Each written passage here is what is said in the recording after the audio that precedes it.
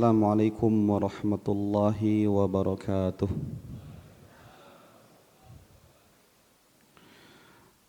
Alhamdulillahi rabbil alamin rabbil aradi was samawat. Alhamdulillahilladzi bi ni'matihi tatimmu shalihat wa bi 'afwihi tughfarudz dzunubu was sayyi'at wa bi karamihi tuqbalul 'ataya wal qurbat wa bi lutfihi tustarul 'uyubu waz zallat.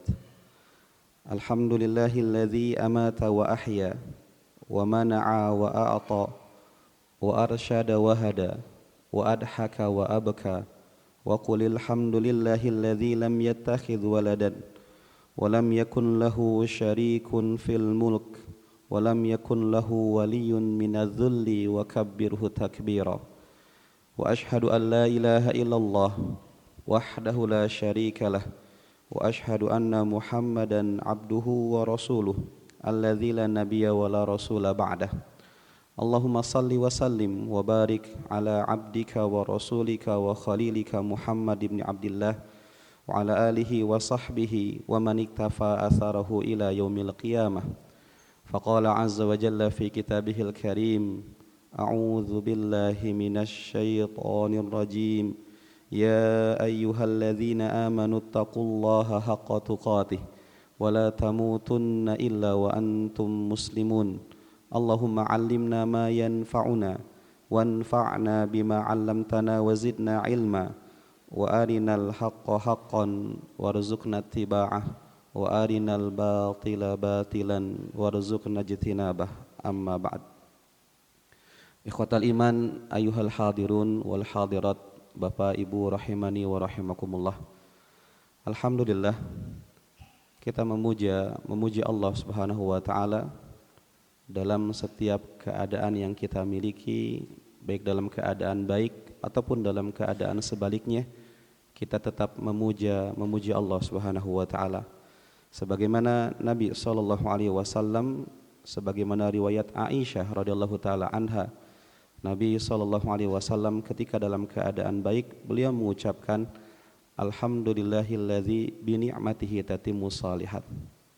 Tetapi ketika beliau sallallahu alaihi wasallam dirundung kesedihan, maka beliau mengucapkan alhamdulillahi ala kulli hal, selalu memulai dengan memuji Allah Subhanahu wa taala.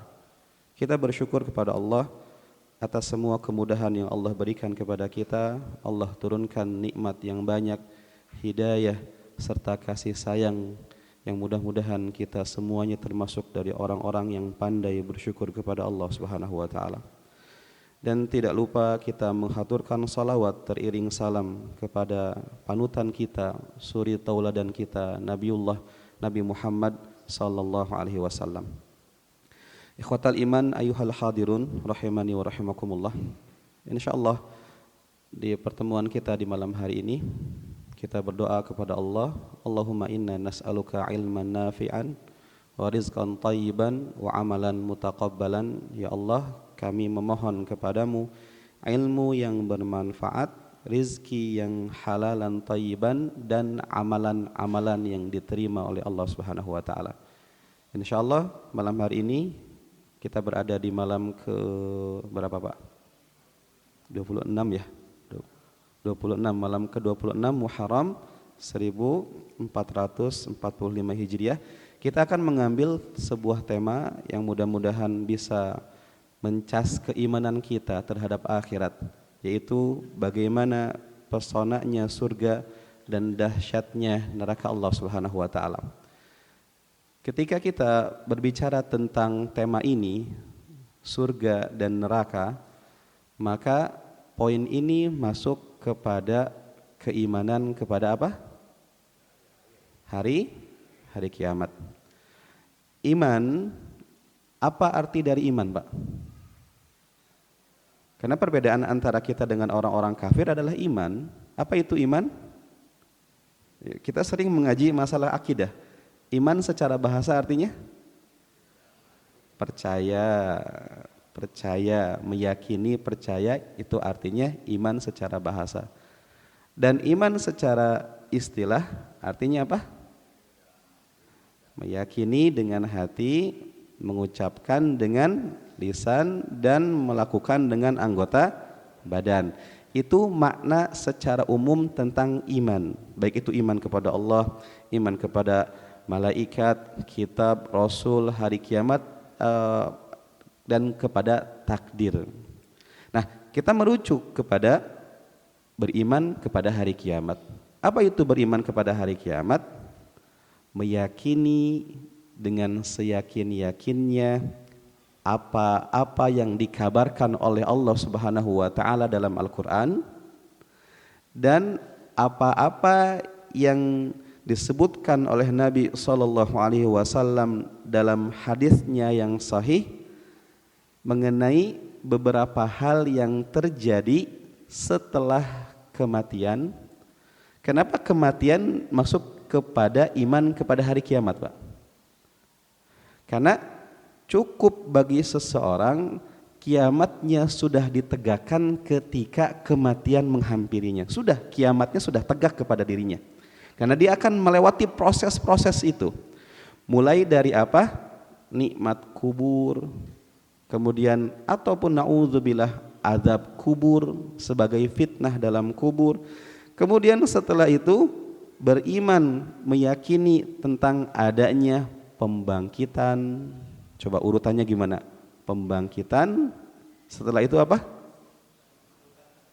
Padang mahsyar. Kemudian setelah itu apa? Nah, di sini ada syafaat. Padang mahsyar ada syafaatul uzma, syafaat terbesarnya Nabi sallallahu alaihi wasallam. Dan di momentum ini juga ada al-haud, telaganya Nabi sallallahu alaihi wasallam. Setelah itu apa? Hisab. Setelah hisab apa? Mizan, timbangan. Setelah mizan apa? Suhub, diberikan kitab, lembaran. Kemudian setelah itu apa? Melewati as-sirat. Setelah sirat apa? Qantoroh. Ada qantoroh di sini. Ya, jadi tempat sebelum kepada surga, setelah melewati as-sirat ada qantoroh, yang terakhir adalah surga dan neraka. Maka surga dan neraka masuk kepada poin beriman kepada hari kiamat. Ikhwatal iman hadirin rahimani wa rahimakumullah. Ketika kita bicara tentang pesona surga dan neraka, Nabi SAW sering menyampaikan hadis-hadis tentang surga dan tentang nerakanya Allah Subhanahu wa taala. Nabi sering mengatakan sallallahu alaihi wasallam, "Lau ta'lamuna ma a'lam la dahiktum qalilan wa la bakaitum katsiran." Jika seandainya kalian mengetahui apa yang saya lihat dari dahsyatnya, mengerikannya neraka, kalian akan sedikit tertawa dan akan lebih banyak menangisi diri kalian. Di saat orang di zaman sekarang begitu mudah untuk tertawa, kumpul dikit dengan teman-teman, kongkow, arisan, huhahaha kesana kesini, dan mana air mata kita menangisi dosa-dosa kita di hadapan Allah Subhanahu wa taala. Nabi SAW diperlihatkan bagaimana nerakanya Allah di berbagai macam kejadian. Seperti ketika Isra Mi'raj, Nabi SAW diperlihatkan ada seseorang yang ketika itu kukunya terbuat dari tembaga yang sangat tajam, mencabik-cabik badan dan dadanya. Nabi mengatakan kepada Jibril, "Wahai Jibril, siapakah orang-orang tersebut?" Kata Jibril, "Orang-orang tersebut adalah orang-orang yang memakan daging saudaranya sendiri, orang-orang yang senang menggibah kehormatan saudaranya sendiri." Nabi SAW diperlihatkan bagaimana nasib seseorang pelaku riba. Ketika Isra Mi'raj diperlihatkan seseorang yang perutnya besar seperti rumah. Ketika itu Nabi mengatakan kepada Jibril, "Wahai Jibril, siapakah orang tersebut?" Itu adalah orang-orang pemakan riba yang menantang Allah, memerangi Allah dan Rasulnya sallallahu alaihi wasallam. Dalam momentum yang lain, Nabi sallallahu alaihi wasallam pernah diperlihatkan neraka ketika itu. Ada sungai merah. Di pinggiran sungai ada orang yang mengumpulkan batu-batuan. Ada orang yang berenang di sungai tersebut. Kemudian orang yang berenang itu ke pinggiran sungai, naik ke atas sungai, naik ke pinggiran sungai, kemudian tiba-tiba membuka mulutnya dan orang yang di sampingnya memasukkan batu ke mulut orang tersebut. Riwayat yang lain menyebutkan cara memasukkannya dengan cara dilempar dengan kencang sehingga orang tersebut pun terpental kembali masuk ke dalam sungai merah tersebut. Kemudian Nabi mengatakan, siapakah orang tersebut wahai Jibril? Kata Jibril, dialah pemakan riba yang diharamkan oleh Allah Subhanahu wa taala. Maka Nabi SAW mengatakan, jika seandainya kalian mengetahui apa yang saya ketahui dari dahsyatnya neraka, maka kalian akan sedikit tertawa dan lebih banyak menangisi diri kalian. Maka ikhwatal iman, hadirin rahimani wa rahimakumullah, kebersamaan Nabi SAW dengan para sahabatnya, Nabi selalu mengingatkan tentang akhirat. Ketika kita memiliki teman-teman yang seperti ini, ketika duduk-duduk mengingatkan akhirat tentang surga dan neraka, betapa indahnya pertemanan yang seperti itu. Seorang sahabat yang namanya Handhalah, saya sering sampaikan hadis ini, hadis riwayat Muslim. Handhalah pernah mendatangi Abu Bakar As-Siddiq, dan Handhalah mengatakan kepada Abu Bakar, ya Abu Bakar, nafaqa Handhalah, wahai Abu Bakar, munafik Handhalah. Abu Bakar bertanya, kenapa engkau mengucapkan perkataan yang seperti ini? Kemunafikan, sesuatu yang besar. Kemudian Handhalah cerita, kenapa ketika saya berada di samping Nabi SAW, surga dan neraka seperti berada di pelupuk mata saya. Tapi ketika saya berpisah dari Nabi SAW, bertemu dengan kolega-kolega kerja, bertemu dengan anak istri, kenapa ketika itu yang saya ingat adalah dunia dan dunia saja? Munafik saya beragama seperti ini, wahai Abu Bakar. Maka Abu Bakar mengatakan, kalau seperti itu, mari kita datangi Nabi Muhammad SAW. Dan Handhalah pun curhat kepada Nabi. Intinya dari hadis ini menunjukkan bahwa Nabi SAW sering mengingatkan surga dan neraka, sehingga ketika para sahabat bersama dengan Nabi, gambaran tentang surga itu seperti di depan matanya, ketakutan terhadap neraka itu seperti berada di depan matanya. Maka Handhalah mengatakan kepada Nabi, ya Rasulullah, munafik saya ya Rasulullah, kenapa keimanan saya seperti ini? Maka Nabi SAW mengatakan kepada Handhalah, ya Handhalah, wahai Handhalah, lau tadumuna ala ma takununa indi, jika seandainya keimananmu itu stabil sebagaimana ketika engkau bersama dengan saya, atau keimananmu itu cenderung naik tidak pernah turun dari tempat tersebut, maka saya jamin akan ada malaikat yang turun dari langit bersalaman denganmu ketika engkau berjalan dan berpamitan denganmu ketika engkau hendak tidur. Tapi enggak ada yang seperti ini. Yang namanya seseorang kadang imannya naik, kadang imannya turun. Dekat dengan orang-orang soleh imannya itu naik, dekat dengan teman-teman buruk imannya turun. Iman seseorang itu naik dengan ketaatan kepada Allah, ngaji seperti ini, dicas iman kita, membaca Al-Quran, membaca kisah-kisah orang terdahulu yang soleh, mencas iman kita. Tapi ketemu dengan teman-teman buruk, misalnya melewati sebuah kemaksiatan, nongkrong di kemaksiatan tersebut, menurunkan iman kita. Tidak ada orang yang keimanannya stabil, wahai Handhalah. Maka ikhwatal iman rahimani wa rahimakumullah, suatu ketika Nabi SAW dalam keadaan lapar, keluar rumah di saat panas atau dalam keadaan yang biasanya orang tidak keluar di tempat itu di waktu itu. Ketika keluar, bertemu dengan Abu Bakar dan Umar bin Khattab radhiyallahu taala anhu. Maka Abu Bakar dan Umar ditanya Nabi SAW, ya Abu Bakar, ya Umar, apa yang membuat engkau keluar dari rumah di saat-saat ini?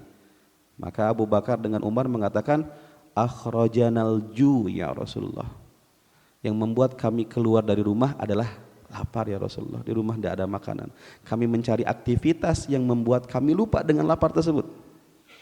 Maka Abu Bakar dengan Umar pun bertanya, dan anda ya Rasulullah, apa yang membuat anda keluar dari rumah? Maka Nabi mengatakan, akhrajani ma akhrajakuma, yang mengeluarkan saya persis seperti apa yang mengeluarkan kalian dari rumah. Kita semua sama-sama lapar. Maka akhirnya Nabi Shallallahu Alaihi Wasallam pun mengatakan, kalau seperti itu kita datangi sahabat Abu Ayyub Al Ansari. Maka ketika itu Nabi, Abu Bakar, Umar mendatangi rumah Abu Ayyub Al Ansari, mengetuk pintu, Assalamualaikum warahmatullahi wabarakatuh. Tidak ada terdengar suara jawaban. Kemudian diketuk lagi, Assalamualaikum warahmatullahi wabarakatuh. Tidak ada terdengar jawaban. Yang ketiga baru setelah Assalamualaikum kemudian terdengar jawaban, Waalaikumsalam warahmatullahi wabarakatuh. Ternyata yang membuka adalah istrinya Abu Ayyub, Ummu Ayyub Al Ansari. Maka ketika itu Ummu Ayyub mengatakan, ya Rasulullah, sebetulnya saya mendengar salam Anda dari yang pertama, akan tetapi saya menjawabnya secara lirih supaya Anda mengucapkan salam 3 kali kepada saya dan doanya 3 kali untuk keluarga kami ya Rasulullah. Maka dibukakan pintunya, kemudian ditanya, di mana Abu Ayyub? Abu Ayyub sedang keluar ya Rasulullah. Maka takdir Allah mengatakan Abu Ayyub pulang ketika itu dan bertemu Nabi. Abu Ayyub bahagia, ahlan wa sahlan wa marhaban bi Rasulillah. Selamat datang Rasulullah mampir di rumah saya, sebuah keberkahan, kehormatan bagi kami. Maka Abu Ayyub pun menjamu Nabi, menjamu Abu Bakar, menjamu Umar bin Khattab radhiyallahu taala anhu. Tapi sebelum makan Nabi mengatakan apa? Dihidangkan makanan, Nabi mengatakan summa latus alunna yauma idzin anin naim. Kalian nanti pada hari kiamat akan ditanya tentang kenikmatan-kenikmatan ini di hadapan kalian.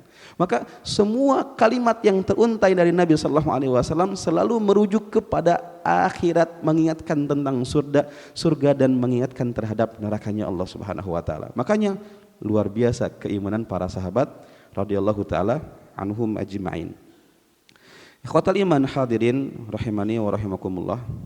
Kalau kita bicara tentang bagaimana pesona surganya Allah dan dahsyatnya neraka Allah Subhanahu wa taala, tentu membutuhkan waktu yang banyak. Karena ketika kita bicara tentang karakteristik surga, bagaimana kenikmatan surga yang Rasulullah sebutkan dalam hadis-hadisnya atau Allah Subhanahu wa taala sebutkan dalam Al-Qur'an, itu banyak sekali poinnya. Tapi di pertemuan kita hari ini, kita akan coba mengambil satu sisi dari surga dan satu sisi dari nerakanya Allah Subhanahu wa taala. Yang pertama,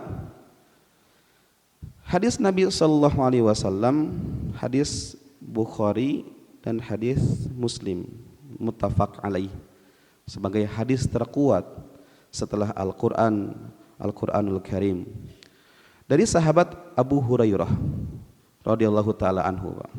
Saya sering sampaikan, saya senang dengan sejarah Abu Hurairah. Dari beliau kita belajar bagaimana tekun dalam belajar. Abu Hurairah, nama aslinya ada yang tahu? Naam, betul, Masya Allah ya. Berarti sudah sering mendengar nama beliau. Abdurrahman bin Sakhar.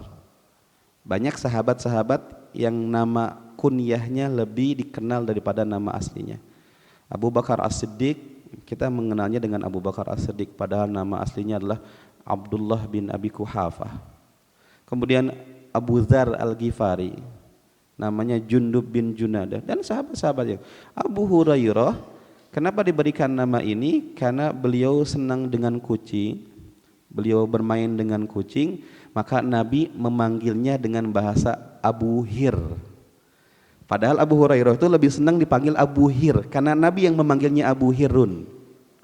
Tapi Hir ini dirubah kalimatnya menjadi kalimat yang lucu, menjadi Hurair. Seperti kalimat Hasan menjadi Husain, Abdun menjadi Ubaid, Asad menjadi Usaid. Seperti itu bahasa Arab, Pak. Maka dari kata Abu Hir menjadi Abu Hurair, menjadi Abu Hurairah. Dari beliau kita belajar bagaimana beliau tekun belajar. Pertemuan dengan Nabi hanya kurang lebih 4 tahun, tetapi dalam 4 tahun tersebut beliau menjadi sahabat yang paling banyak meriwayatkan hadis Nabi Sallallahu Alaihi Wasallam. Karena waktu yang beliau miliki selalu digunakan untuk membersamai Nabi Sallallahu Alaihi Wasallam. Singkat ceritanya, artinya beliau kerja mencari dunianya sedikit, karena beliau memfokuskan diri untuk mencari hadis-hadis Nabi Sallallahu Alaihi Wasallam.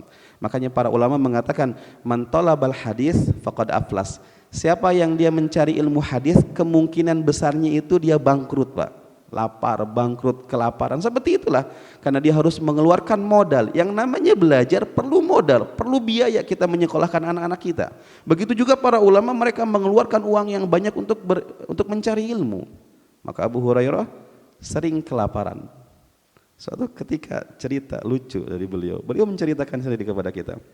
Suatu ketika saya sangat super duper lapar.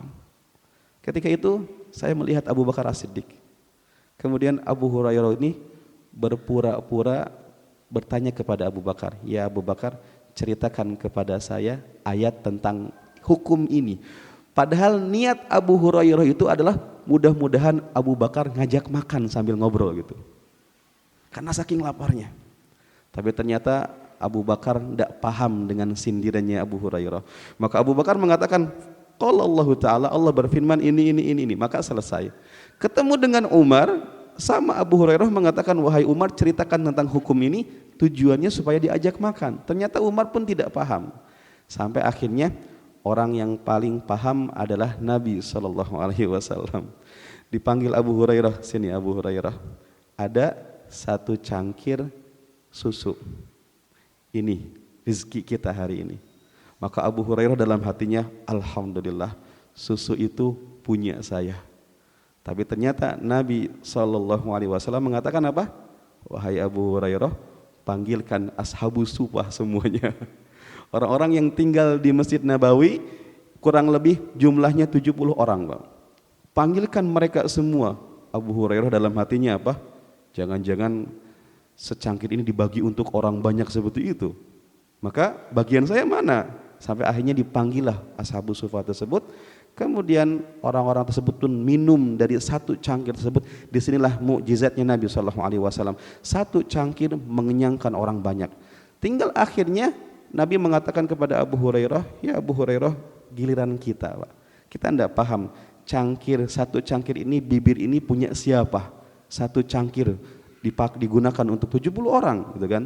Tetapi Abu Hurairah pun minum. Ketika itu Nabi mengatakan, "Minum lagi ya Abu Hurairah, minum lagi ya Abu." Sampai kenyang. Abu Hurairah mengatakan, "Sudah tidak ada lagi tempat untuk minum susu tersebut ya Rasulullah." Ini menunjukkan mukjizatnya Nabi SAW. Kita banyak belajar dari sosok Abu Hurairah ini, Pak. Nah, kembali kepada kisah tadi, Abu Hurairah menceritakan kepada kita, Rasulullah SAW bersabda tentang surga.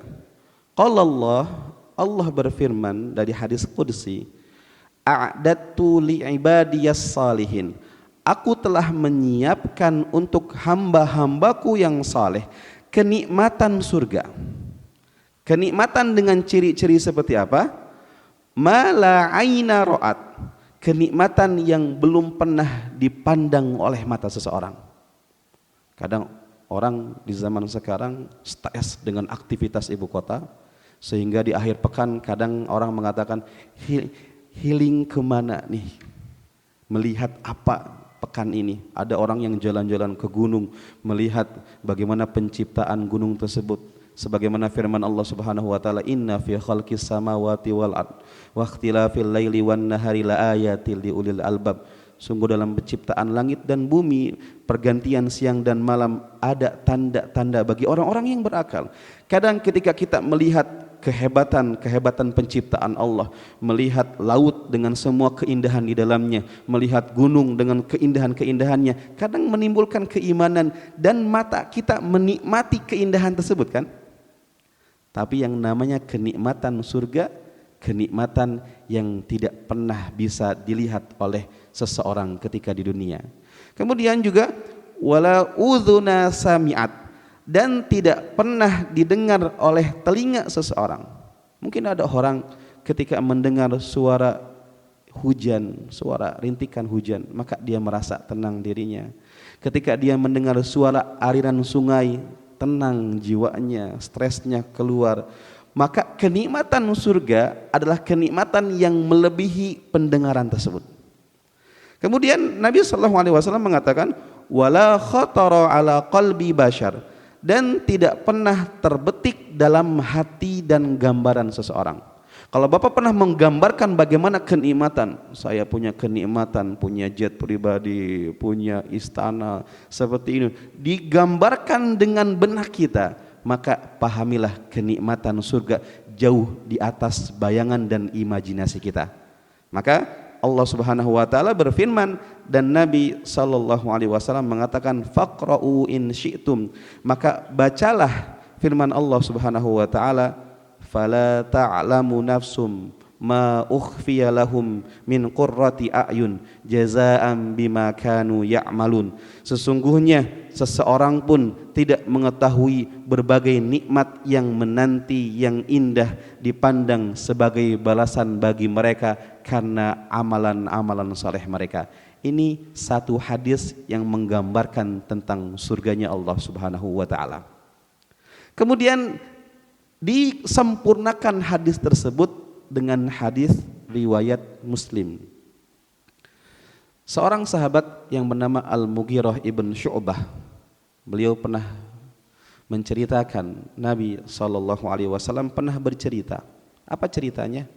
Sa'ala Musa Rabbahu.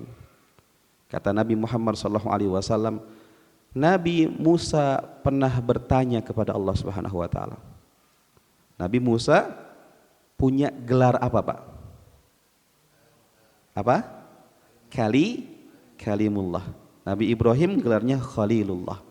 Nabi Musa gelarnya Kalimullah. Kenapa diberikan gelar Kalimullah? Karena beliau nabi yang banyak berbincang langsung dengan Allah Subhanahu wa taala. Nabi kita Muhammad SAW nabi yang paling mulia di satu sisi, tetapi di sisi lain perbincangannya dengan Allah hanya terjadi berapa? Satu kali. Ketika kejadian apa? Isra Mi'raj. Adapun Nabi Musa alaihissalam banyak berbincang dengan Allah Subhanahu wa taala. Makanya satu momentum Nabi Musa bertanya kepada Allah. Apa pertanyaannya, Pak? Nabi Musa mengatakan, "Ya Allah, manhum adna ahlil jannati manzilatan yaumal qiyamah." Siapa orang yang paling miskin dari penduduk surga? Atau diganti pertanyaannya, siapa orang yang paling sedikit kenikmatan surganya? Nah, kan hadis ini menunjukkan bagaimana luar biasa surganya Allah Subhanahu wa taala. Maka pertanyaan yang menunjukkan kepada keimanan seseorang. Nabi Musa bertanya dengan segala sesuatu yang berhubungan dengan akhirat, bukan pertanyaan-pertanyaan dunia seperti orang di zaman sekarang. Hadis Arba'in, ada orang-orang miskin sahabat mendatangi Nabi SAW dan mengatakan, "Ya Rasulullah, dhahaba ahlud duthuri bil ujur, yusalluna kama nusalli, wa yasumuna kama nasum." Orang-orang miskin sahabat mengatakan kepada Nabi, curhat kepada Nabi, "Ya Rasulullah, orang-orang kaya mah enak ya Rasulullah. Abu Bakar, Umar, Utsman, Abdurrahman bin Auf, Talha bin Ubaidillah itu enak mereka. Kenapa enak? Mereka salat berjamaah sebagaimana kami salat berjamaah, pahalanya mungkin lebih besar mereka ataupun wallahu alam. Kemudian mereka berpuasa Ramadan, kami pun berpuasa Ramadan, akan tetapi dengan harta yang Allah karuniakan kepada mereka, mereka bisa berinfak di jalan Allah Subhanahu wa taala. Sedangkan kami orang-orang miskin tidak." Lihat bagaimana iri dan pertanyaan para sahabat. Mungkin orang di zaman sekarang, ente enak, ente orang kaya, jalan-jalan jet pribadi, jalan-jalan ke luar negeri, mau apapun ente punya segalanya.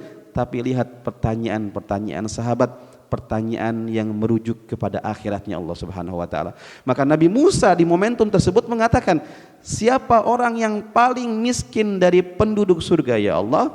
Atau siapa orang yang paling sedikit kenikmatan surganya ya Allah?" Maka Allah Subhanahu wa taala mengatakan, menjawab pertanyaan tersebut, Allah mengatakan, "Huwa, dia adalah seseorang yaji'u ba'da udkhila ahlul jannatil jannata." Seseorang yang didatangkan dan orang tersebut adalah orang yang paling telat, paling terakhir masuk ke dalam surganya Allah Subhanahu wa taala. Kemudian Allah pun mengatakan kepada orang tersebut, "Ya abdi udkhulil jannah." Hambaku, masuklah engkau ke dalam surga.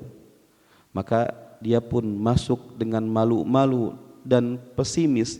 Dia mengatakan, "Ya Allah, laqad nazalan nasu manazilahum wa akhadhu akhadatihim.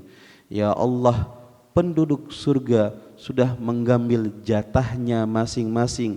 Mereka sudah memiliki kenikmatannya masing-masing. Saya telat, saya terakhir, saya harus bagaimana ya Allah? Maka Allah pun mengatakan ketika itu, ini hadis riwayat Muslim, Pak. Allah mengatakan kepada orang tersebut, ya abdi, wahai hambaku, atarda an yakuna laka mulku malikin min muluki dunya. Ridokah engkau jika seandainya aku berikan kepadamu sebagai balasan surgamu satu kerajaan mewah seperti kerajaan yang engkau bayangkan di dunia, yang mana seorang raja memiliki istana yang megah, seorang raja memiliki istri-istri yang cantik, seorang raja memiliki kekayaan yang melimpah, seorang raja memiliki pelayan-pelayan yang setia dan makanan dan minuman yang tidak habis-habisnya. Ridokah engkau aku berikan itu sebagai balasan surgamu? Maka mungkin Pak, wallahu alam, orang tersebut mengatakan raditu, ridho saya ya Allah. Ada orang-orang di zaman sekarang yang dari dia menikah sampai dia meninggal dunia, hidupnya selalu ngontrak, kadang berpindah dari satu kontrakan terusir kepada kontrakan yang lain karena dia nggak punya dunia, kalah dunianya dia. Ketika ditawarkan oleh Allah, engkau diberikan surga, jelas dia mengatakan ya Allah, ridho saya, dunia saya ngontrak terus, sekarang engkau berikan kepada saya kenikmatan seperti itu, jelas saya ridho, berikan, saya sudah nggak sabar dengan kenikmatan tersebut. Maka Allah mengatakan sebentar, laka dzalika, satu kerajaan tadi untukmu, wa misluhu wa misluhu wa misluhu wa misluhu. Aku berikan 4 kerajaan yang sepertinya lagi. 4 kerajaan engkau tambahkan ya Allah kepada saya, 5 kerajaan untuk saya ya Allah sebagai balasan surga saya. Kata Allah, iya. Raditu ya Allah, aku ridho terhadap nikmat tersebut ya Allah, berikan cepat, saya ingin menempati surga tersebut.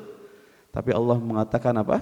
Sebentar, lakadzalika wa asyaratu amsalihah, yang 5 tadi kerajaan untukmu dan aku tambahkan 10 kerajaan yang sepertinya sebagai balasan surgamu, dan ini adalah kenikmatan terendah dari seorang penduduk surganya Allah Subhanahu wa taala. Allahu akbar. Kita orang-orang beriman, ikhwatal iman rahimani wa rahimakumullah, surga sedang menanti kita. Apakah kenikmatan surga yang luar biasa seperti itu kita akan korbankan dengan kehidupan dunia yang sesaat, atau kita mengorbankan kehidupan dunia yang sesaat ini kita mengikuti aturan-aturan Allah Subhanahu wa taala untuk meraih surganya Allah Subhanahu wa taala?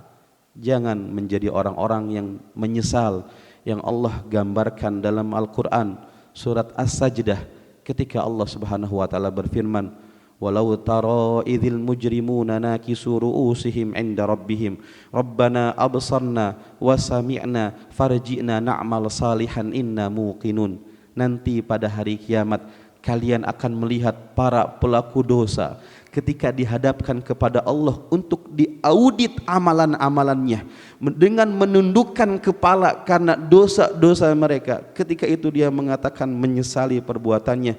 Mereka mengatakan, Rabbana ya Allah absarna, hari ini kami sadar ya Allah, wasami'na, hari ini kami akan mendengar dan taat, farji'na na'mal salihan, kembalikan kami ke dunia ya Allah, kami berjanji akan banyak beramal soleh.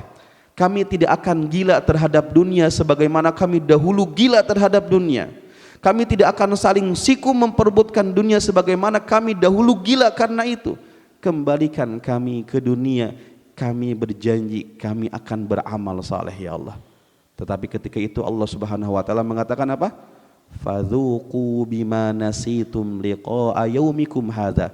Rasakanlah azab karena kalian telah melupakan pertemuan denganku hari ini. Inna nasinakum, aku pun lupa terhadap kalian. Wadzuqu adzabal khuldi bima kuntum ta'malun, dan rasakanlah azab yang pedih, azab yang kekal terhadap karena dosa-dosa yang kalian lakukan, maka bertakwalah kita kepada Allah Subhanahu wa taala. Itu hadis yang pertama, Pak. Tentang bagaimana nikmatnya, bagaimana pesonanya surganya Allah Subhanahu wa taala. Kalau seandainya kenikmatan terendahnya saja sudah Bapak bisa bayangkan, meskipun hadis yang pertama mengatakan bahwa kenikmatan surga adalah sesuatu yang tidak bisa kita bayangkan, cuman Nabi memberikan percontohan seperti itu, bagaimana dengan kenikmatan-kenikmatan yang di atasnya? Allahu Akbar. Maka hadis yang kedua, hadis tentang bagaimana dahsyatnya neraka Allah Subhanahu wa taala. Dalam hadis riwayat Muslim disebutkan dari sahabat An-Nu'man ibn Bashir radhiyallahu taala anhu, Rasulullah sallallahu alaihi wasallam bersabda, "Inna ahwana ahlin nari adzaban." Sesungguhnya orang yang paling ringan siksaan di dalam neraka, orang yang paling ringan siksaannya di dalam nerakanya Allah Subhanahu wa taala, siapa orang seperti itu? Maka Nabi menjelaskan, man lahu na'lan, orang-orang yang dibuatkan untuknya sendal terompah yang terbuat dari api nerakanya Allah Subhanahu wa taala. Sendal yang begitu panas. Yang Nabi SAW pernah mengatakan, narukum hadza juz'un min sab'ina an-nar. Sesungguhnya api yang kalian lihat di dunia ini, api yang kalau kita lihat api kebakaran yang besar seperti itu, kata Nabi SAW, api tersebut baru 1/70-nya api nerakanya Allah Subhanahu wa taala. Berarti artinya apa? Nerakanya Allah apinya 70 kali lipat daripada api dunia. Dan dari api tersebut Allah buatkan sendal-sendal khusus bagi penduduk neraka. Ketika sendal tersebut dipaksa, tidak ada yang volunteer, tidak ada yang saya yang pakai, nggak ada yang mau, maka dipaksakan dipakai kepada penduduk neraka tersebut. Kemudian apa yang terjadi? Yang terjadi apa? Yagli minhuma dimaguhu kama yagli al-mirjal. Maka dengan sebab sendal tersebut, maka otaknya mendidih karena kepanasan diakibatkan sendal tersebut. Pertanyaannya, yang merasakan sakit apakah kaki dan otaknya saja atau seluruh tubuhnya merasakan sakit karena sendal tersebut? Jawabannya adalah seluruh tubuhnya merasakan sakit dari sendal tersebut, Pak. Ketika kita membayangkan siksaan seperti ini, kita teringat seorang sahabat yang namanya Khabbab bin Ard. Khabbab bin Ard seorang pandai besi. Ketahuan masuk Islam, maka orang-orang Quraisy menyiksa Khabbab bin Ard dengan besi yang ketika itu dibakar dengan api yang ratusan derajat Celcius, kemudian besinya menjadi merah, kemudian ditempelkan di punggungnya Khabbab bin Ard. Beliau pingsan ketika itu, beliau histeris ketika itu, tetapi beliau tetap kuat dalam akidah keimanan kepada Allah Subhanahu wa taala. Bagaimana para sahabat menanggung penyiksaan-penyiksaan seperti itu, sedangkan kita orang-orang beriman di zaman kita, Allah berikan keamanan kepada kita. Yang harus kita lakukan adalah rajin beribadah kepada Allah Subhanahu wa taala. Maka orang yang diberikan siksaan terbuat dari sendal neraka tadi, yang otaknya mendidih, maka dia mengatakan, kata dia, tidak ada ma yara anna ahadan ashadda minhu azaban wa innahu la ahwanahum azaban. Dia mengatakan tidak ada orang yang siksaannya lebih berat dan dahsyat dari apa yang saya dapatkan seperti ini. Padahal siksaan yang dia miliki adalah siksaan teringan penduduk nerakanya Allah Subhanahu wa taala. Dan siksaan ini salah satunya diberikan kepada pamanda Nabi sallallahu alaihi wasallam yang bernama Abu Thalib. Abu Thalib adalah seorang paman yang banyak melindungi Nabi sallallahu alaihi wasallam, paman yang dicintai Nabi sallallahu alaihi wasallam. Dari usia 8 tahun Abu Thalib menjaga Nabi sallallahu alaihi wasallam, mengajarkan Nabi sesuatu menjadi seorang laki-laki dewasa. Maka ketika Nabi menikah dibantu oleh Abu Talib, ketika Nabi Muhammad diangkat jadi Nabi dan Rasul dibela dakwahnya oleh Abu Talib. Tapi ketika Abu Talib berada di sakaratul mautnya, ketika Nabi sallallahu alaihi wasallam mengatakan, ya ammi, wahai pamanku, qul la ilaha illallah kalimatun uhajju laka indallah. Wahai paman, katakanlah la ilaha illallah, satu kalimat yang dengan kalimat tersebut saya bisa membelamu di hadapan Allah Subhanahu wa taala.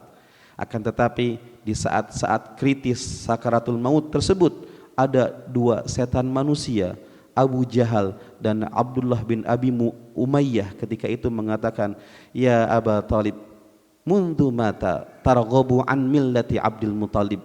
Wahai Abu Talib, dari kapan engkau mulai tidak setia dengan ajaran nenek moyang kita, bahkan agama bapakmu sendiri Abdul Muttalib? Maka fanatisme ini yang membuat Abu Talib tidak mengucapkan la ilaha illallah. Maka Abu Talib pun meninggal dunia dalam keadaan kafir. Nabi Muhammad sedih ketika itu. Nabi Muhammad bertekad, saya akan memohonkan ampunan untukmu selama tidak dilarang oleh Allah Subhanahu wa taala. Akhirnya Allah pun menegur Nabi Muhammad dengan mengatakan, makana lin nabi, tidak pantas bagi seorang nabi dan juga orang-orang yang beriman memintakan ampunan kepada untuk orang-orang musyrik, meskipun mereka adalah kerabatnya sendiri, setelah jelas mereka mati dalam keadaan kufur kepada Allah Subhanahu wa taala. Di sini kita mengambil pelajarannya apa? Sebaik apapun orang di muka bumi ini, banyak sedekah seperti Abu Talib, kebaikannya banyak, akan tetapi ketika mati dalam keadaan kafir, maka kebaikan-kebaikannya tidak bisa menyelamatkannya di dalam nerakanya Allah Subhanahu wa taala. Tetapi kekhususan Nabi Muhammad memiliki syafaat, dan ini hanya untuk Nabi Muhammad sallallahu alaihi wasallam. Syafaatnya beliau untuk Abu Talib. Abu Talib diberikan adab teringan penduduk neraka, yaitu diberikan sendal yang dengan sendal tersebut maka mendidihlah otaknya. Na'udzubillahi min dzalik. Nah, jadi secara umum inilah beberapa hadis yang menunjukkan bagaimana pesonanya surganya Allah dan dahsyatnya nerakanya Allah Subhanahu wa taala. Aqulu qouli hadza, mungkin kita sampaikan ataupun kita lanjutkan setelah pelaksanaan salat Isya. Aqulu qouli hadza, wassalamualaikum warahmatullahi wabarakatuh.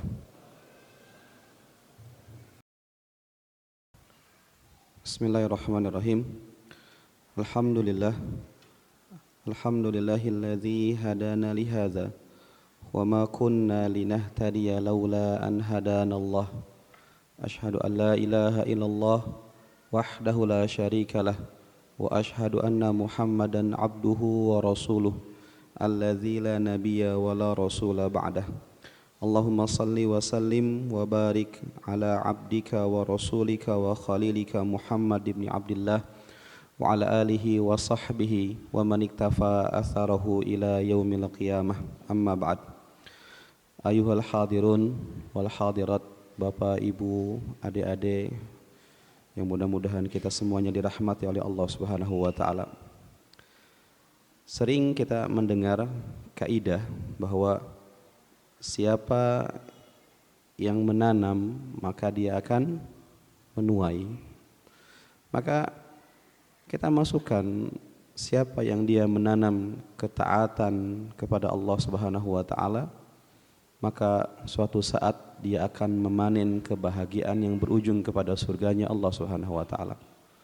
Tetapi sebaliknya, siapa yang dia menanam pembangkangan dan dosa, maka suatu saat dia akan memanen kesengsaraan yang berujung kepada nerakanya Allah Subhanahu wa taala.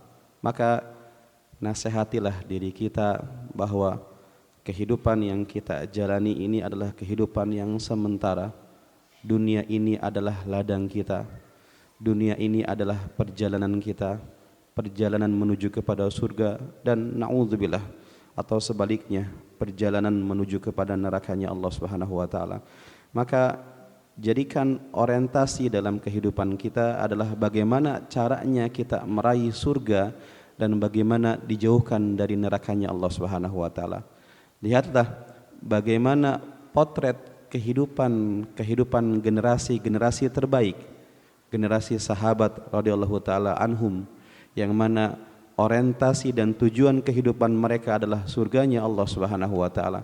Banyak sekali kisah yang datang kepada kita yang menunjukkan bagaimana mereka mencoba mencari dan bagaimana mencari kemudian menaklukkan hati Allah Subhanahu wa taala dan mendapatkan surganya Allah Subhanahu wa taala.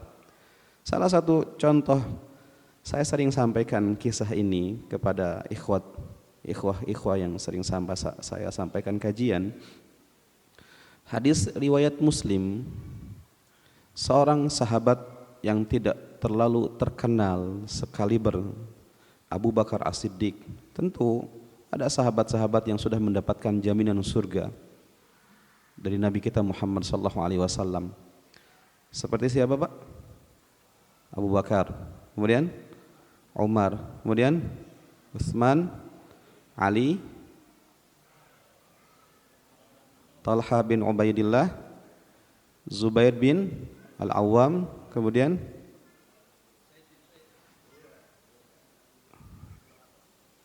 iya betul. Mungkin dari sini urutannya agak bingung, Pak ya. Sampai 6 tuh masih benar urutannya itu. Abu Bakar, Umar, Utsman, Ali, Talhah dan Zubair. Dari sini 4 ini mulai ngacak ini.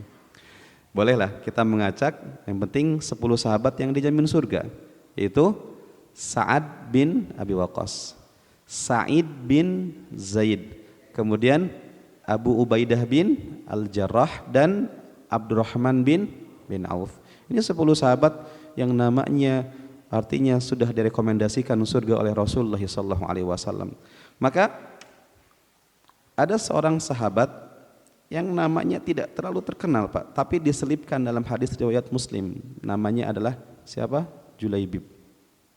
Saya sering sampaikan kisah ini sebagai motivasi anak muda yang luar biasa. Di saat anak-anak muda di zaman sekarang kita sedih melihat bagaimana bahasa mereka, bagaimana perangai mereka, tingkah laku mereka, bagaimana pergaulan mereka.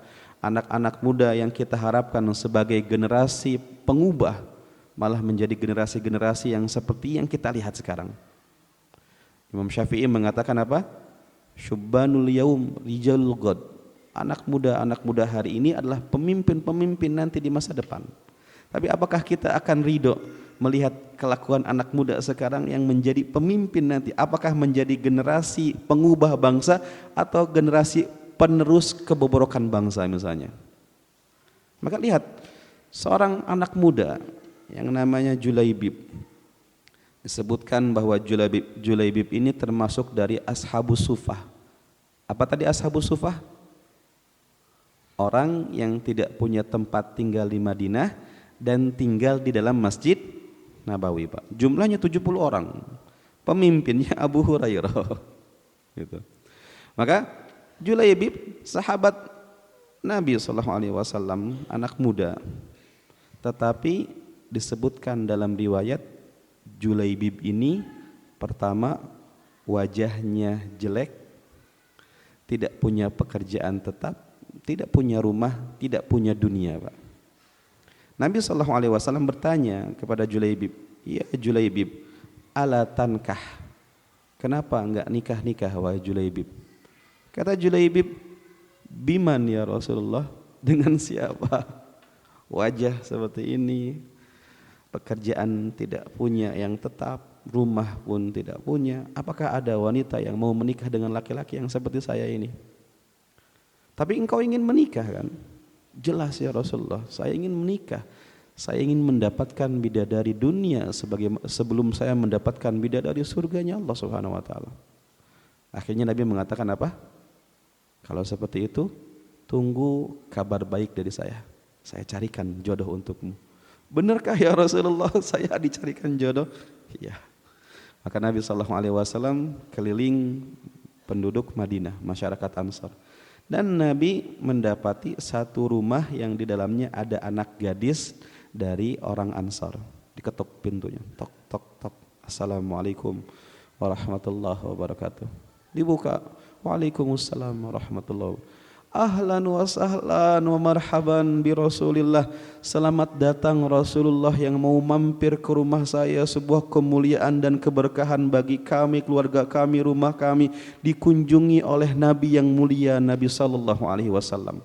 Bahagia bapak ini didatangi Nabi sallallahu alaihi wasallam. Kemudian Nabi pun duduk, Nabi mengatakan, wahai orang Ansar, saya datang ingin melamar putrimu. Masya Allah, tabarakallah. Sebuah kemuliaan bagi keluarga kami bersambung dengan Nabi Muhammad sallallahu alaihi wasallam. Tapi Nabi mengatakan apa? Bukan buat saya, tapi buat sahabat saya yang namanya Julaibib. Muka orang Ansar ini berubah. Yang tadinya happy, bahagia, Julaibib, seorang anak muda yang kalau salatnya sih rajin di depan mulu, tapi ekonominya, wajahnya kayaknya madesu orang yang seperti ini gitu kan. Masa depannya suram seperti ini. Kita sebagai seorang orang tua punya hak untuk menikahkan putri kita dengan laki-laki yang menurut kita layak bibit bebet bobotnya kalau orang zaman sekarang kita bilang. Maka orang Ansar ini mengatakan apa? Sebentar wahai Rasulullah, izin ketemu istri saya di kamar dan diskusi. Maka laki-laki tersebut pun masuk ke dalam kamar dan mengatakan, wahai istriku, ada Rasulullah, Masya Allah, tabarakallah, dan melamar putri kita, Masya Allah, tabarakallah. Tapi bukan buat beliau, buat sahabatnya Julaibib. Apa Pak Julaibib yang itu tuh? Iya Julaibib, mana lagi Julaibib, cuma itu doang Julaibib. Maka ibunya mengatakan, jangan Pak, Abi tolak, kita enggak setuju dengan calon tersebut. Maka orang Ansor ini pun juga sama, kecenderungan hatinya ingin menolak. Tapi ternyata percakapan ini didengar oleh putri yang dilamar, seorang putri salihah. Putri ini mengatakan, Abi, Umi, ayah, bunda, saya dengar ada Nabi Muhammad di ruang tamu. Iya. Dan Nabi Muhammad melamar saya. Iya. Untuk sahabatnya Julaibib. Iya. Gitu kan. Apa jawaban putri ini? Dia mengatakan, wahai ayah, wahai ibu, abi, ummi, bukankah Allah Subhanahu wa taala berfirman, Masya Allah, lihat, seorang ayah yang kadang duduk kajian dikasih nasihat dari kuping kanan brudul di kuping kiri, tapi ternyata satu celetukan anak menghancurkan hatinya. Anak salehah ini mengatakan apa? Bukankah Allah berfirman dalam surat Al-Ahzab ayat 36 kalau nggak salah itu, disebutkan apa? Wa ma kana li mu'minin wala mu'minatin idza qadallahu wa rasuluhu amran an yakuna lahumul khiyaratu min amrihim.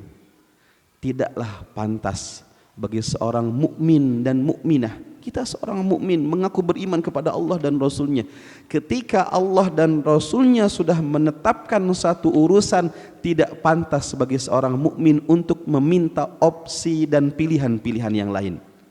Dan wanita ini mengatakan, demi Allah saya tidak akan menikah kecuali dengan laki-laki yang dipilihkan Rasulullah SAW tersebut. Allahu Akbar. Setiap orang punya kisah sejarahnya masing-masing, dan inilah sejarahnya Julaibib seperti ini. Maka orang tua ini pun keluar dan mengatakan, ya Rasulullah, pinangannya kami terima. Nabi berbahagia, bahagia Nabi mendengar ucapan tersebut. Maka Nabi pun datang ke masjid mencari Julaibib. Aina Julaibib, di mana Julaibib? Kemudian Julaibib pun dipanggil. Hei Julaibib, dipanggil Nabi SAW. Saya, kata Nabi Julaibib, anak ya Rasulullah, anak ya Rasulullah, saya ya Rasulullah. Kata Nabi, Julaibib, engkau jadi nikah, wahai Julaibib. Benarkah ya Rasulullah saya bisa menikah? Orang yang seperti saya ini dengan tampang jelek seperti ini bisa menikah dengan seseorang? Benar, engkau nikah. Dengan siapa saya menikah? Disebutkan Fulanah bintu Fulan, orang Ansar itu. Bukankah wanita itu wanita yang cantik, wanita yang terhormat dari masyarakat Ansar ya Rasulullah? Mau dia dengan saya? Mau dengan kau. Maka Nabi SAW pun memberikan mahar untuk Julaibib. Calonnya dicarikan, maharnya diberikan, tinggal nikah. Satu riwayat menyebutkan ketika hari pernikahan itu digelar, ternyata ada musuh yang ingin menyerang Madinah ngajak berperang dengan Rasulullah SAW. Nabi SAW mungkin memberikan pilihan kepada Julaibib, engkau menikah hari ini, nikahlah gitu kan. Yang lainnya berjihad di jalan Allah Subhanahu wa taala. Tapi Julaibib ketika itu memilih antara dua hal, kerinduannya terhadap wanita dunia atau kerinduannya kepada surganya Allah Subhanahu wa taala, yang mana Allah bentangkan surga, transaksi harta dan jiwa Allah beli dari seseorang ketika dia mati dalam medan perang. Maka kerinduan Julaibib terhadap surganya Allah lebih berat daripada kerinduan kepada wanita tersebut. Dia pun berjihad fisabilillah. Anak muda yang mungkin satu-satunya kesempatan dia menikah, Pak. Ketika perang selesai, dimenangkan Nabi SAW, maka Nabi mengatakan ketika itu, hal tafqiduna, kepada para sahabat yang sibuk mencari saudara-saudaranya, apakah kalian kehilangan seseorang dalam perang ini? Ada yang mengatakan, iya ya Rasulullah, bapak saya belum ketemu, apakah selamat atau tidak, jasadnya di mana? Ada yang mengatakan, anak saya belum ketemu ya Rasulullah, paman saya. Gak ada satupun orang yang menanyakan Julaibib, karena dia hidup sebatang kara, tidak ada keluarga yang menanyakan dirinya, Pak. Tapi kata Nabi SAW, walakinni aftaqidu Julaibiban, akan tetapi saya kehilangan seseorang yang namanya Julaibib, tolong carikan dia di mana dia. Maka para sahabat pun mencari daerah peperangan tersebut, maka ditemukan Julaibib sudah bersimpuhan darah, syahid, dan di sampingnya ada 7 orang kafir yang mati di tangan Julaibib. Maka Julaibib pun diangkat jasadnya ke hadapan Nabi SAW. Kemudian Nabi pun membaringkan jasad Julaibib di tangan beliau, dan dilihat wajah anak muda ini. Anak muda ini seharusnya berbahagia dengan pernikahannya, tetapi dia lebih memilih Allah dan Rasulnya. Kerinduannya terhadap surga lebih besar daripada kerinduannya kepada wanita. Dan demi Allah, kata Nabi SAW, saya sekarang diperlihatkan oleh Allah bidadari-bidadari surga yang diperuntukkan untuk Julaibib radhiyallahu taala anhu. Dan beliau mengatakan, ketahuilah wahai para sahabat, sesungguhnya Julaibib ini adalah keluargaku di dunia, dan dia adalah keluargaku di surganya Allah Subhanahu wa taala. Allahu akbar. Di mana anak-anak muda yang seperti ini, Pak?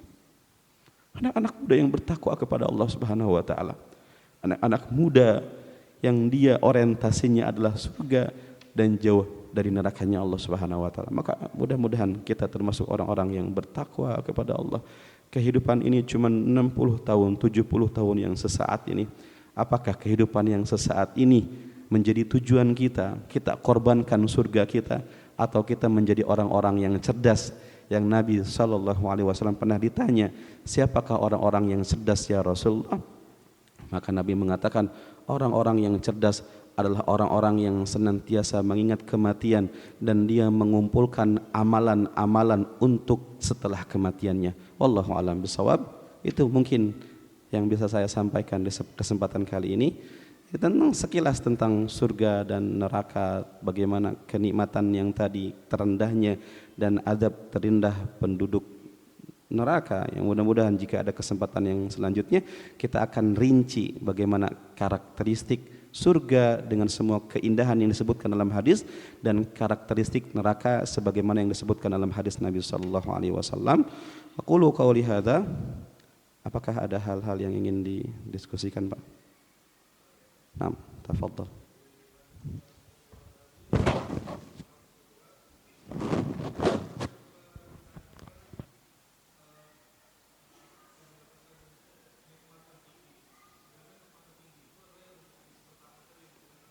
Nikmat tertinggi. Coba dijelaskan kepada saya gimana? Naam.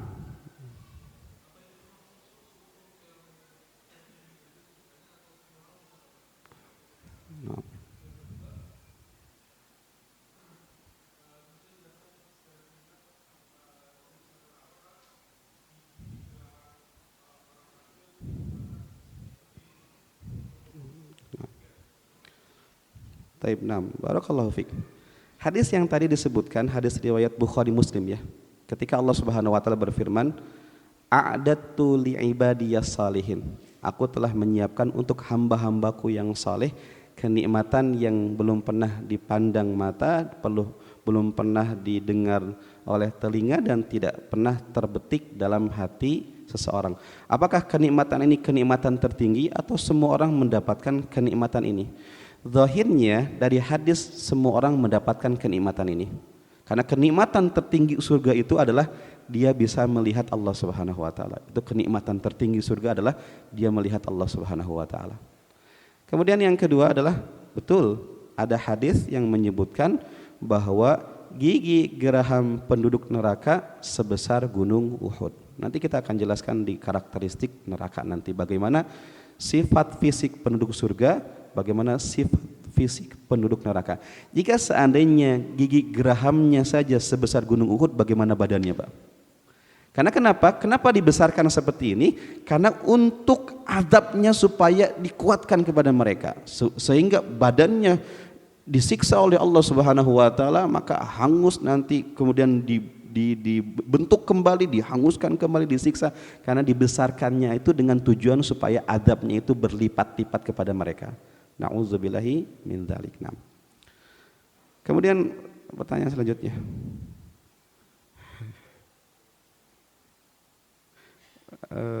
Bagaimana hukum mengikuti perlombaan 17 Agustusan bagi anak tanpa adanya hadiah, hanya diberi snack?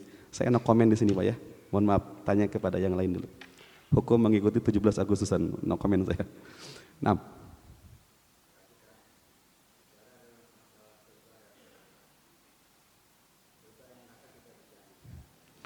Surga dan neraka sudah apa? Sudah ada, iya sudah ada.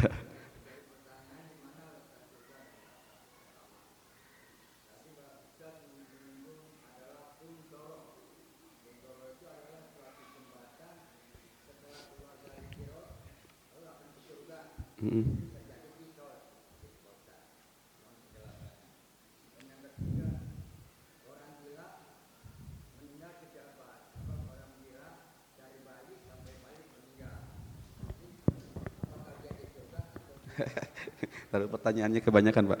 Saya kadang lupa, Pak. Nomor 1 ya, surga dan neraka sudah Allah ciptakan.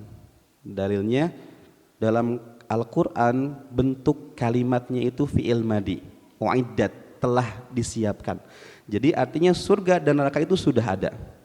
Surga kisahnya kita masyhur, Nabi Adam alaihissalam tinggal dulunya di surga.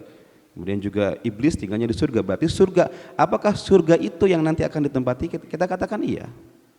Neraka pun juga telah diciptakan setelahnya, gitu kan. Neraka sudah ada. Pertanyaannya, di mana surga dan neraka? Enggak ada hadis yang menyebutkan surga di mana dan neraka di mana, Pak. Itu Allah sembunyikan. Yang intinya kita beriman bahwa surga dan neraka itu sudah diciptakan. Kemudian yang kedua, tentang apa tadi? Qantarah. Ya, ada hadis yang menyebutkan ini, Pak. Hadis Bukhari namanya. Hadis riwayat Bukhari, kata Nabi sallallahu alaihi wasallam, "Yakhlusul mu'minuna minan nar fayuhbasuna ala qantarah bainal jannati wan nar."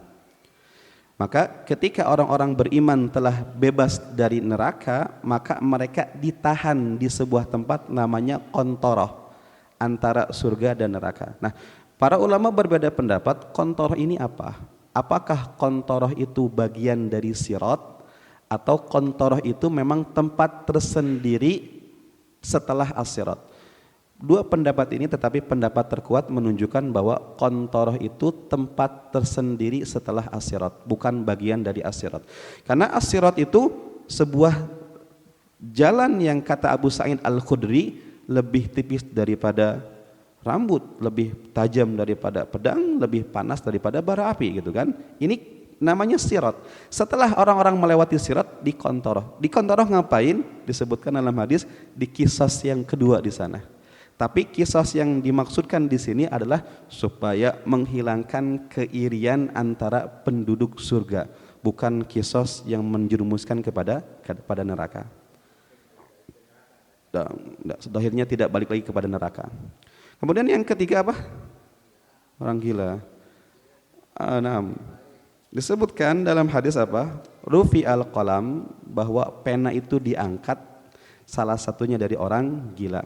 Kalau ada orang gila dari balik sampai meninggal dunia dia gila, maka nasibnya gimana nanti, apakah surga atau neraka? Maka hukumnya bisa kita analogikan dengan seorang anak yang meninggal sebelum masa balik, Pak. Apakah anak-anak yang meninggal sebelum masa balik itu dia di surga atau di neraka? Ada yang mengatakan langsung ke surga, ada yang mengatakan dia akan diuji oleh Allah Subhanahu wa taala. Nanti akan Allah berikan perintah kepada dia, kalau seandainya dia mengikuti fitrahnya, karena anak-anak sebelum balik itu dia masih fitrah, maka dia mengikuti fitrahnya, mengikuti ketaatan kepada Allah, maka dia masukkan ke dalam surganya Allah Subhanahu wa taala.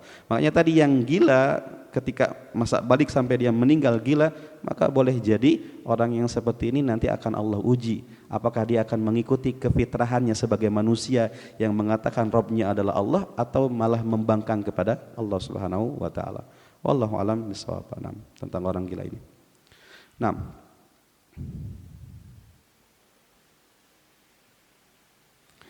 Bolehkah memposting pemberian orang lain di sosial media disertai ucapan terima kasih dengan tujuan supaya memberikan senang hatinya? Boleh enggak, Pak? Secara hukum sih mubah sebetulnya. Cuman permasalahannya yang namanya hati itu sensitif, Pak. Mungkin ada orang pertama kalinya senang ketika ditampakkan dan masih bisa menjaga keikhlasan kepada Allah Subhanahu.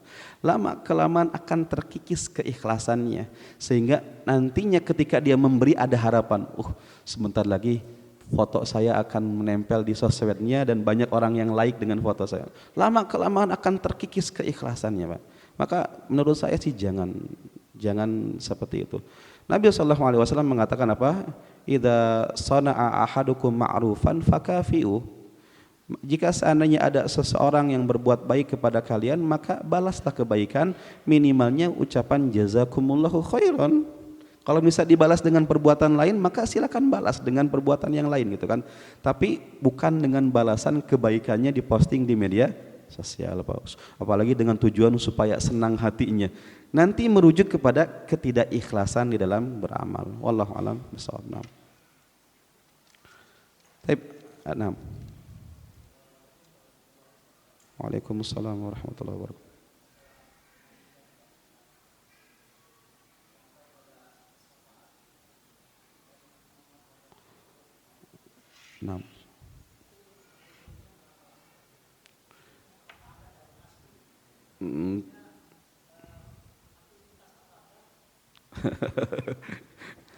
Saya belum ngalamin, Pak.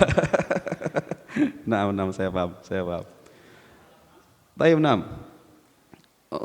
apakah ada dalil yang jelas yang menunjukkan berapa lama sih kita menunggu di padang mahsyar, pembangkitan? Secara zahir hadis tidak ada hadis Nabi mengatakan misalkan 50.000 tahun, tidak ada. Ya, teman pahami bahwa satu hari di akhirat berapa ribu tahun di dunia? Itu pahami itu aja. Dan ada hadis yang menunjukkan ini saja, antara tiupan dengan tiupan saja.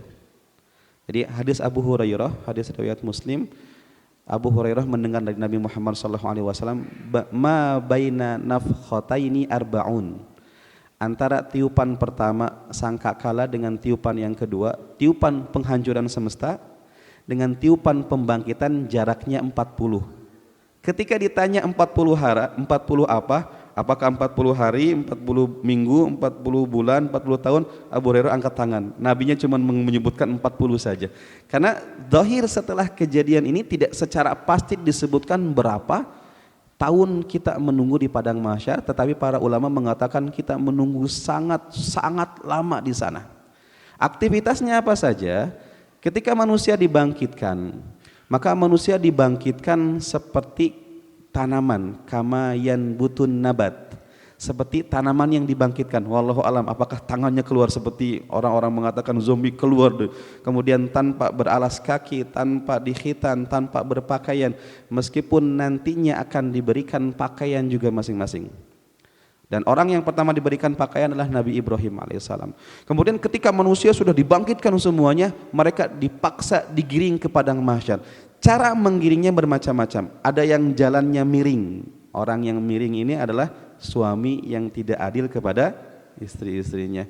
Ada orang kafir yang berjalannya itu unik, yaitu wajahnya diseret di bawah, kakinya di atas. Para sahabat aneh, ya Rasulullah, bagaimana mungkin orang berjalan dengan wajahnya? Kata Nabi SAW, sebagaimana Allah mampu membuat orang berjalan di atas kakinya, Allah pun juga mampu, tidak sulit bagi Allah untuk membuat orang berjalan dengan wajahnya. Ketika orang di padang mahsyar, ketika itu matahari didekatkan sejarak 1 mil, 1,6 kilometer, nah, maka panasnya luar biasa. Orang bermacam-macam di sini. Ada orang yang tenggelam dengan keringatnya. Bayangannya gini Pak, matahari dekat, keringat bercucuran. Apakah keringat itu tidak menguap Pak? Menguap seharusnya. Tapi kok bisa ada orang-orang berkeringat dan sampai tenggelam dengan keringatnya? Artinya apa? Menunggunya lama itu, sampai stres mereka itu. Sampai mereka itu stres dan bingung. Datang ke Nabi Adam alaihissalam. Nabi Adam mengatakan, nafsi-nafsi, sekarang ini sendiri-sendiri, kita egois, nafsi-nafsi, saya tidak berani negosiasi dengan Allah. Allah sedang sangat marah. Artinya menunggu sampai kepada syafaat uzma.